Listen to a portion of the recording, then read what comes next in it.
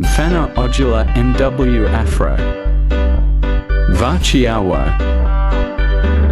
Afrobeat Dance Hall. Oh yeah, Vachiao,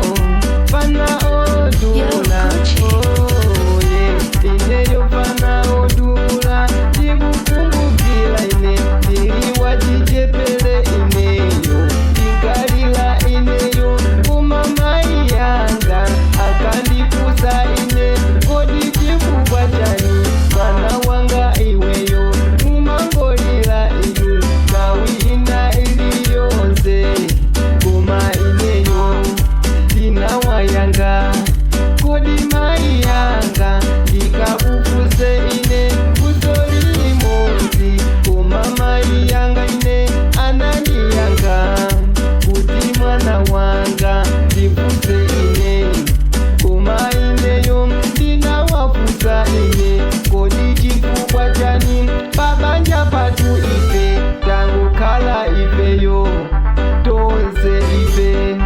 okutika ifeyo, koma mai yanga anandiyanga ine mupesa chisoni, kuti mwana wanga usalire dawi yatu isafika, isasangalalazo ngati mulungu watu adalemba kuti ve tisasangalale paziko pano, mwana wanga osalire chonde dawi yatu ifeyo zinafike, isafikapo uzazi waso iwe kuti dawi yatu yafika,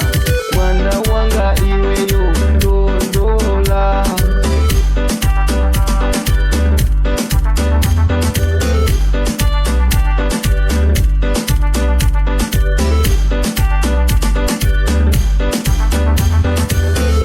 Situbao sindingakali nacho, sindikudandaula chifukwa chakeko,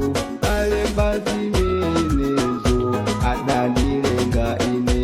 ineyo sindidandaula so andu inuyo, chomwe ndikukondwela ine, mulungu wangao amandipasa ine yokunasanga, kumaso amandikunda ine ndimasangalala, ineyo ndakombeleza kuti okutika, kumaso banja la kwatu tonse ife okutika, sindikandaula chifukwa chake adale